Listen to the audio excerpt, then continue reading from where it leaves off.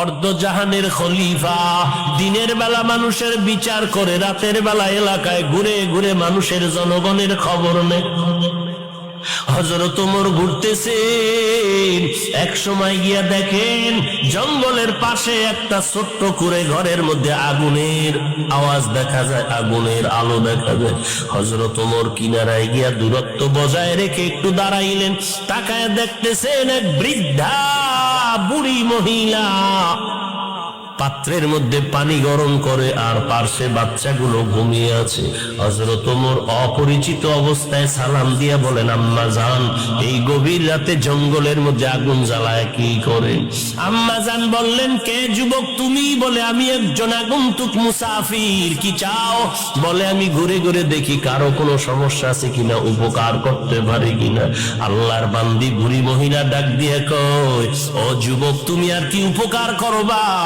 আমার একটু মনের দাবি শুনে নাও। আমগো দেশে নাকি ওমর নামের ব্যক্তি দেশ পরিচালনা করে। শুনে নাও রে যুবক, আমি এই ওমরের বিরুদ্ধে আল্লাহর দরবারে মামলা দায়ের করব। কারণটা কি? আজ তাকায় দেখো, আমার ঘরের চুলায় আগুন জ্বলে, খানা নাই, না খেয়ে আমার বাচ্চাগুলো বাটিতে কান্না করে করে করে করে ঘুমিয়ে গেছে। আমার পায়ের কিনারায় কাঁদে ওরা, খানা নাই, পেটে ক্ষুধা। আমি পানি গরম করে ওদের বলি অপেক্ষা কর, খানা রেডি হচ্ছে।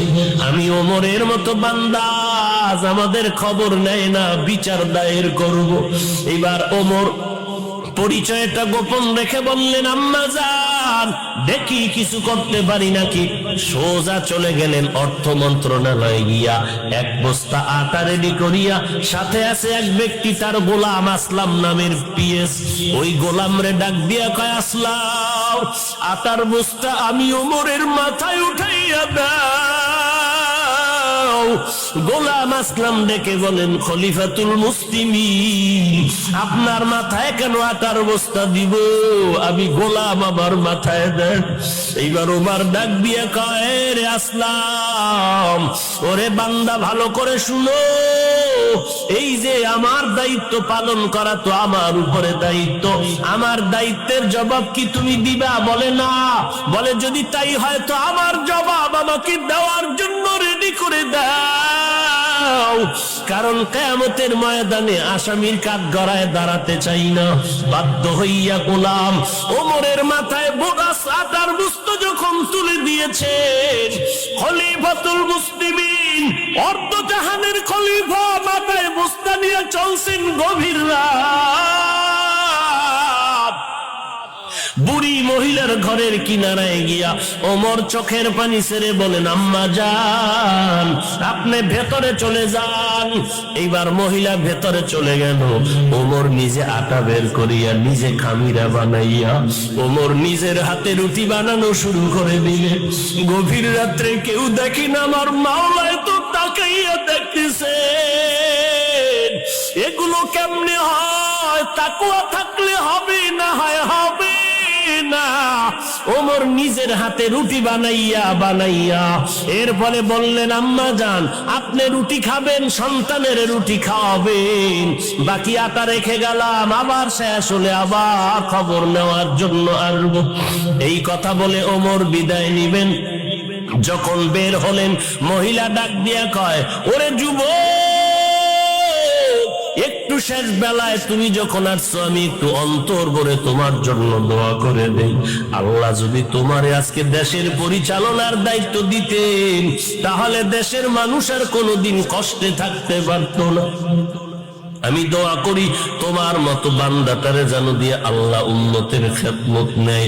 ওমর চলে গেলেন।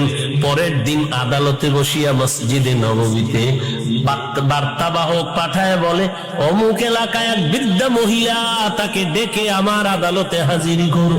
মহিলার কাছে যখন খবর চলে গেল, আপনাকে খলিফাতুল মুসলিমিন ডাকছেন, তাড়াতাড়ি চলেন, ওমর ডেকেছেন। মহিলা তো জানে না গত রাত্রের যুবকটাই ছিল ওমর খলিফাতুল মুসলিমিন। মহিলা ভয় পেয়ে গেল, গত রাতের ঘটনা কি খলিফাতুল মুসলিমিনের কাছে সে সেই যুবকটা বলে দিল নাকি আমার আজ ফাঁসি হয়ে যাবে ভয়।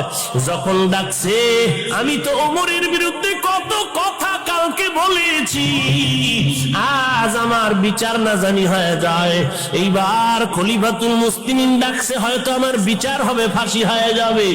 নিজেকে শেষ বিদায়ের মনে করিয়া সন্তানগুলোর থেকে কান্না করে করে বিদায় নেয় আর বলে সন্তানেরা চির বিদায় দাও, গতকাল আমি খলিফাতুল মুসলিমিনের বিরুদ্ধে কথা বলেছি, আজ বিচার হবে। এদিকে ওমর অপেক্ষায় আছে। মহিলা হেঁটে হেঁটে হেঁটে হেঁটে খলিফাতুল মুসলিমিনের দ্বার প্রান্তে যখন এসে গেল, দরওয়াজা দিয়ে তাকায় দেখে গতকাল রাতের সেই যুবক দাঁড়িয়ে আছে।